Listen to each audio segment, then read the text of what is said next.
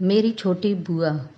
रक्षाबंधन का त्यौहार पास आते ही मुझे सबसे ज़्यादा जमशेदपुर वाली बुआ जी की राखी की कोरियर का इंतज़ार रहता था। कितना बड़ा पार्सल भेजती थी बुआ जी। तरह तरह के विदेशी ब्रांड वाले चॉकलेट, गेम्स, मेरे लिए कलरफुल ड्रेस, मम्मी के लिए साड़ी, पापा जी के लिए कोई ब्रांडेड शर्ट। इस बार भी बहुत सारा सामान भेजा था उन्होंने। पटना और रामगढ़ वाली दोनों बुआ जी ने भी रंग बिरंगी राखियों के साथ बहुत सारे गिफ्ट भेजे थे। बस रोहतास वाली बुआ जया बुआ की राखी हर साल एक ही तरह की साधारण लिफाफे में आया करती थी। 5 राखियां कागज के टुकड़े में लपेटे, एक रोली चावल की पुड़िया और एक 50 का नोट। मम्मी ने चारों बुआ जी के पैकेट डाइनिंग टेबल पर रख दिए ताकि पापा ऑफिस से लौटकर एक नज़र अपनी बहनों की राखियां पर डालें और तोहफे देख लें। पापा रोज की तरह आते ही टी टेबल पर लंच बॉक्स का थैला रखकर और लैपटॉप का बैग रखकर सोफे पर पसर गए। चारों दीदियों की राखी आ गई है, मम्मी ने पापा के लिए किचन में से आवाज़ लगाई। जया का लिफाफा दिखाना जरा। पापा जया बुआ की राखी का सबसे ज़्यादा इंतज़ार करते थे और सबसे पहले उन्हीं की भेजी हुई राखी कलाई में बांधते थे। जया बुआ सारे भाई बहनों में सबसे छोटी थी, पर एक वही थी जिसने विवाह के बाद शायद कभी सुख नहीं देखा था। विवाह के तुरंत बाद देवर ने सारा व्यापार हड़प कर घर से बेदखल कर दिया था। तब से फूफा जी की मानसिक हालत बहुत अच्छी नहीं थी। मामूली सी नौकरी कर थोड़ा बहुत कमाते थे। बेहद मुश्किल से बुआ जी घर चलाती थीं। इकलौते बेटे श्याम को भी मोहल्ले के साधारण से स्कूल में डाल रखा था।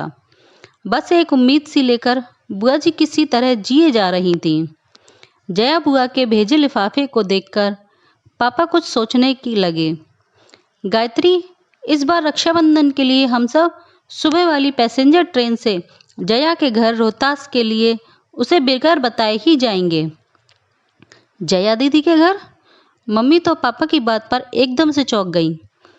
आपको पता है ना कि उनके घर में कितनी तंगी है। हम 3 लोगों का नाश्ता खाना भी जया दीदी के लिए कितना भारी हो जाएगा। वो कैसे सब कुछ मैनेज कर पाएंगी। पर पापा की खामोशी बता रही थी उन्होंने जया बुआ के घर जाने का मन बना लिया है। और घर में से ये सबको पता था कि पापा के निश्चय को कोई बदलना बहुत मुश्किल था। रक्षाबंधन के दिन सुबह वाली Dhanbad to Dehri on Sone passenger से हम लोग सब रोहतास पहुंच गए। बुआ घर के बाहर बने बरामदे में लगे हुए नल से कपड़े धो रही थीं। बुआ उम्र में सबसे छोटी थीं, पर तंगहाली और रोज की चिंता फिक्र ने उन्हें सबसे उम्र दराज बना दिया था। एकदम पतली दुबली कमजोर सी काया। इतनी कम उम्र में चेहरे की त्वचा पर सिलवटें साफ दिख रही थीं। बुआ की शादी का फोटो एल्बम में मैंने कई बार देखा था। शादी में बुआ जी की खूबसूरती का कोई जवाब नहीं था। शादी के बाद के 11 वर्षों की परेशानियों ने बुआ जी को कितना बदल दिया था। बेहद पुरानी घिसी पिटी सी साड़ी में बुआ को दूर से ही पापा मम्मी कुछ क्षण के लिए दिखे। पापा की आंखें डबडबा सी गई थीं। हम सब पर नजर पड़ते ही बुआ जी एकदम से चौंक गईं। उन्हें समझ नहीं आ रहा था कि वो कैसे और क्या प्रतिक्रिया दें। अपने बिखरे हुए बालों को संभालें या अस्त व्यस्त पड़े घर को दुरुस्त करें। उनके घर तो बरसों से कोई मेहमान ही नहीं आया था। वो तो जैसे जमाने पहले भूल चुकी थीं कि मेहमानों को घर के अंदर कैसे कहा जाता है। बुआ जी के बारे में सब बताते हैं कि बचपन से उन्हें साफ सफाई का और सजने संवरने का बेहद शौक था, पर आज दिख रहा था कि अभाव और चिंता कैसे इंसान को अंदर से दीमक की तरह खा जाती है। अक्सर बुआ जी को छोटी मोटी ज़रूरतों के लिए कभी किसी के सामने तो कभी किसी के सामने हाथ फैलाना होता था। हालात ये हो गए थे कि ज़्यादातर रिश्तेदार उनका फ़ोन उठाना बंद कर चुके थे। एक बस पापा ही थे जो अपनी सीमित तनख्वाह के बावजूद कुछ न कुछ बुआ को देते रहते थे। पापा ने आगे बढ़कर सहम सी गई अपनी बहन को गले लगा लिया। भैया भाभी मन्नू, तुम सब आज अचानक, सब ठीक तो है ना? बुआ ने कांपती सी आवाज में पूछा। आज बरसों बाद मन हुआ राखी में तुम्हारे घर पर आने का, तो बस हम सब लोग आ गए, बुआ ने पापा को सहज करते हुए कहा। भाभी अंदर आओ ना, मैं चाय नाश्ता लेकर आती हूँ, जया बुआ ने मम्मी के हाथों को अपनी ठंडी हथेलियों से पकड़ते हुए कहा। जया तुम बस बैठो मेरे पास, चाय नाश्ता गायत्री देख लेगी। हम लोग बुआ जी के घर जाते समय रास्ते से रुककर बहुत सारी मिठाइयाँ और नमकीन ले गए थे। मम्मी किचन में जाकर सबके लिए प्लेट लगाने लगी थी। उधर बुआ कमरे में पुरानी फटी चादर बिछे खटिया पर अपने भैया के पास बैठी थी। बुआ जी का बेटा श्याम दौड़कर फूफाजी को बुलाकर लाया। राखी बांधने का मुहूर्त शाम 7 बजे का था। मम्मी अपनी ननद को लेकर मॉल चली गईं, सबके लिए नए ड्रेसेस खरीदने और बुआ जी के लिए घर के लिए किराने का सामान भी लेने गई थी। शाम होते पूरे घर का हुलिया बदल गया था। नए पर्दे, बिस्तर पर नई चादर, रंग बिरंगे डोरमेट और सारा परिवार नए ड्रेसेस पहनकर जच रहा था। ना जाने कितने सालों बाद आज जया बुआ की रसोई का भंडार घर लबालब भरा हुआ था।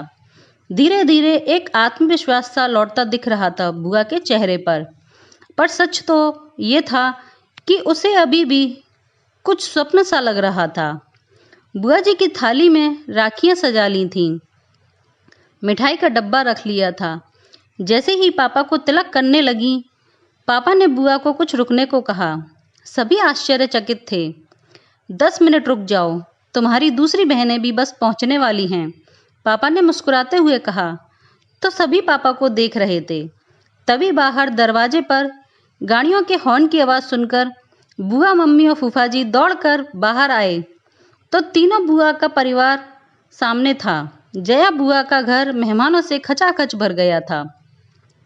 महाराजगंज वाली नीलम बुआ बताने लगी कि कुछ समय पहले उन्होंने पापा को कहा था कि क्यों ना हम सब चारों धाम की यात्रा पर निकलते हैं।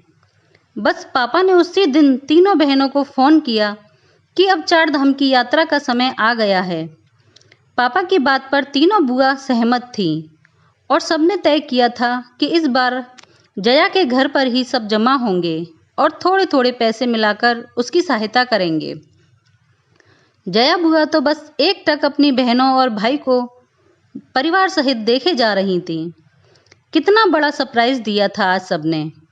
सारी बहनों से वो गले मिलती जा रही थीं। सबने पापा को राखी बांधी।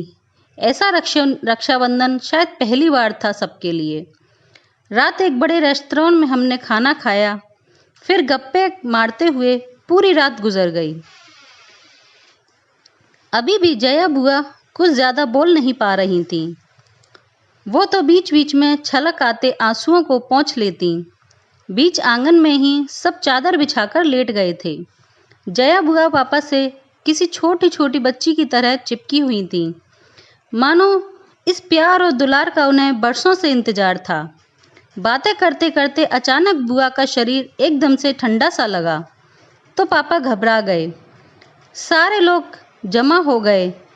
जया बुआ हमेशा के लिए सो गई थीं। पापा की गोद में एक बच्ची की तरह लेटे लेटे वो विदा हो चुकी थीं। पता नहीं कितने दिनों से बीमार थीं और आज तक किसी से कुछ भी नहीं कहा। आज तक शायद सबसे मिलने की ही आशा लिए जिंदा थीं वो अब तक।